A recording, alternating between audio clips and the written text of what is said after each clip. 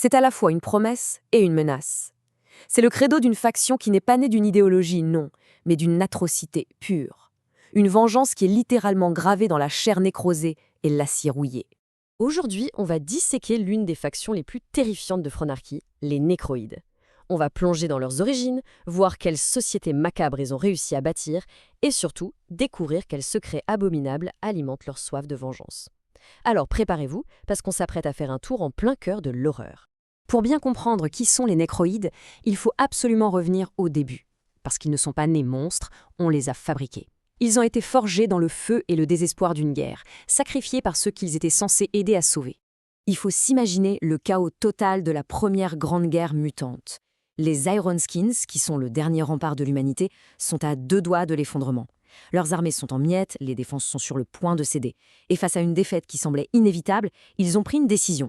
Une décision qui allait les hanter pour toujours. Et c'est là, précisément, que tout a basculé. Pour éviter la défaite, les Iron Skins ont fait des plus faibles leurs armes. Des orphelins, des personnes âgées, tous ceux qui pouvaient à peine tenir debout.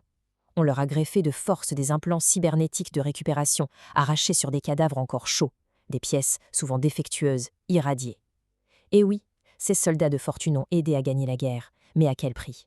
Mutilés, traumatisés et rongés par des maladies incurables à cause de ces greffes, ils ont été tout simplement chassés, abandonnés à leur sort, loin des territoires Iron Skins. Rejetés de tous, unis par une douleur commune et une haine viscérale, les survivants ont fini par créer leur propre société. Une sorte de parodie brutale de civilisation, où la structure sociale est dictée par la descente de chacun dans la folie et la cruauté. Tout en bas de l'échelle, on a les croqueurs. Ce sont ceux qui ont perdu l'esprit, complètement. Ils ne sont plus que des bêtes sauvages, des armes vivantes, guidées par une faim sans fin. Pour le reste des nécroïdes, ils servent de boucliers humains, de troupes de choc qu'on envoie en première ligne. Juste un cran au-dessus, on trouve les bergers. Eux, ils sont encore conscients, mais leur corps part en lambeaux, rongés par la nécrose. Ils sont malins, pervers, et ils dirigent les hordes de croqueurs comme un berger mène son troupeau à l'abattoir. Ce sont eux, les pillards, les chefs de raid, qui sèment la terreur pour ramener des ressources et surtout des esclaves. Et tout au sommet de cette pyramide de souffrance, les nécrérarques, les leaders, les plus sadiques, mais aussi les plus brillants. Ce sont les cerveaux de la faction. Ils sont obsédés par l'idée d'améliorer leur propre corps avec toujours plus d'implants. Et ils n'ont qu'une seule et unique motivation, une haine infinie pour leurs créateurs, les Iron Skins. Évidemment, toute cette haine concentrée a besoin d'un foyer. Et ce foyer, c'est Limoges. Alors il faut tout de suite oublier l'image qu'on pourrait avoir de la ville.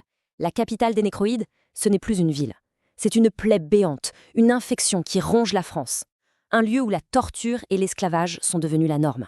Limoges a été métamorphosée en une véritable forteresse du cauchemar. Les carcasses de bâtiments servent de remparts. Des passerelles en métal rouillé relient les ruines qui ont été transformées en ateliers, en forges. C'est une cité-usine entièrement tournée vers la guerre et vers la propagation de leur souffrance. La vie là-bas tourne autour de 3 piliers, tous plus abominables les uns que les autres. D'abord, les marchés aux esclaves, où l'humain est une simple marchandise. Ensuite, les charniers, des laboratoires où l'on brise les corps et les esprits pour créer des armes vivantes. Et enfin, les fosses de combat, pour le spectacle et pour régler les conflits. Bien souvent, le perdant finit au menu du vainqueur. Et le plus effrayant dans tout ça, c'est que malgré leur apparence primitive, ils sont redoutablement doués en technologie. Ils sont devenus maîtres dans l'art de fusionner le métal et la chair en une symbiose de pure torture. Ils sont capables de transformer des êtres vivants en véritables machines de siège, bardées de canons et de plaques de blindage.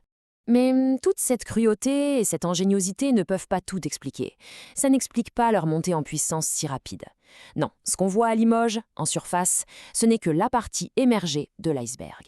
Le vrai projet, le plus monstrueux, il se cache dans les profondeurs. La question qu'on doit se poser, c'est comment une faction de parias malades, qui utilise à la base de la technologie de récupération, peut-elle innover à ce point ? D'où viennent ces connaissances, ces armes toujours plus complexes et cruelles ? Eh bien, voilà la réponse. C'est quelque chose d'absolument impensable. Les nécrarques, les chefs, ont construit une cité secrète sous Limoges, et là, ils gardent prisonnière une reine mutante. Ils ont réussi à capturer et à asservir l'une des plus grandes menaces pour l'humanité, pour en faire leur propre source d'énergie. Et c'est là qu'on touche à l'ironie la plus tordue de toute cette histoire.